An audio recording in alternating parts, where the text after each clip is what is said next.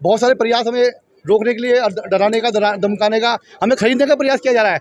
पर हम आपके चैनल के माध्यम से कह देना चाहते हैं साफ, हम डरने वाले, रुकने वाले और बिकने वाले नहीं है। उत्तराखंड त्रिस्तरीय पंचायत चुनाव की तैयारियां जोरों शोरों पर है और आज नामांकन की प्रक्रिया भी प्रत्याशी लगातार कर रहे हैं। आज इसी परिप्रेक्ष्य में हमारे साथ मनमोहन चौहान जी हैं, प्रोला विकासखंड के आराकोट सीट से, और सीधे उनसे बात कर लेते हैं कि आज जो नामांकन प्रक्रिया पूरी हो गई है, किस तरह से तमाम चीज़ों को लेते हैं और आगे की जो रणनीति है वो किस तरह की रहने वाली है। जी सर नमस्कार। धन्यवाद। उत्तराखंड दर्पण।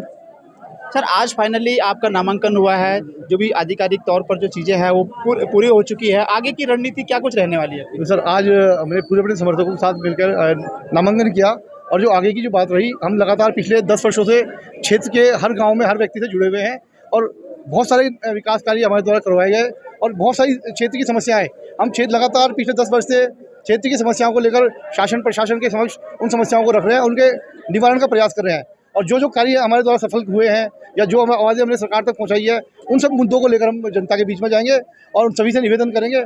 और अभी लगातार क्षेत्र भ्रमण भी हमारे द्वारा हो रहा है, हमें जनता का पार प्यार समर्थन हमें मिल रहा है। सर जिस तरह से आपने देखा है तमाम और भी कैंडिडेट मैदान में हैं, आपके प्रतिद्वंदी भी मैदान में हैं, किस तरीके से आप भी पूरा चुनाव देख रहे हो? क्या प्रतिद्वंदी के सामने किस तरह से फाइट आपकी रहने वाली है? सबसे पहले तो मैं अपना प्रतिद्वंदी किसी को नहीं मानता हूँ। जो भी प्रत्याशी सभी मेरे अपने घर के हैं। तब हमारे घर के, हमारा छोटा सा हमारा एक आराकोट न्याय पंचायत है, सभी प्रत्याशी हमारे घर के हैं। पर ये लोकतंत्र है, लोकतंत्र का मेला है और सभी को बढ़ चढ़ के प्रयास करना चाहिए। और मैं सभी को भी शुभकामनाएं देता हूँ अपनी तरफ से, और मैं सभी से निवेदन भी करता हूँ इसी लोकतंत्र के पर्व को बड़े हर्षोल्लास के साथ मनाएं, आपसी भाईचारे को ना बिगाड़े।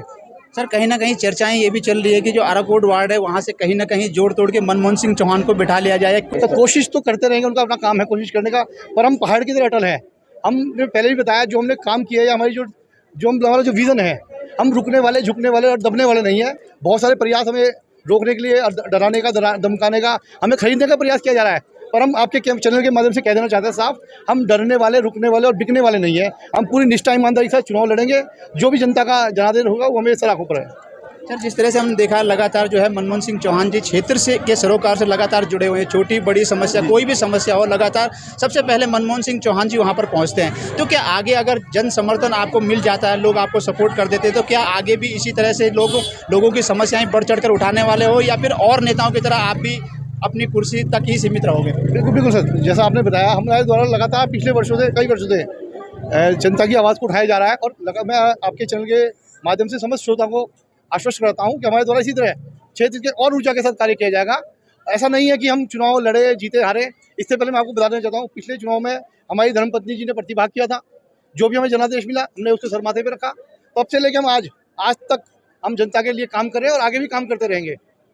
सर अपने जो आराकोट वार्ड है, जो झोटाड़ी वार्ड है, उन लोगों को, तमाम जो समर्थक हैं उन लोगों को, तमाम जो वोटर हैं उन लोगों को क्या एक मैसेज, आखिरी मैसेज आप देना चाहोगे? मेरा सभी समस्त आराकोट वार्ड की जनता से निवेदन है कि आप मात्र एक चीज़ का ध्यान रखिए, मूल्यांकन कीजिए कि मनमोहन सिंह चौहान ने पिछले 10 वर्षों में क्या क्या कार्य किए, और जो प्रत्याशी आज 10 दिन में तैयार हुए हैं, आप स्वयं देखिए, उनके द्वारा वो पार्टियों के उच्च पदों में रहे, बड़े बड़े नाम उनके हैं, और ऐसे चेहरे हैं जो अभी 10 दिन में तैयार हुए हैं। आप खुद स्वयं मूल्यांकन कीजिए कि आपको कौन चुनना है। संघर्ष करने वाला व्यक्ति चाहिए। मैं कोई बड़ा नेता नहीं हूँ, मैं एक साधारण व्यक्ति हूँ, ज़मीन से जुड़ा हुआ व्यक्ति हूँ। मैं हर व्यक्ति को, क्षेत्र के अंतिम छोर में जो व्यक्ति बैठा है उससे मैं जुड़ा हुआ हूँ।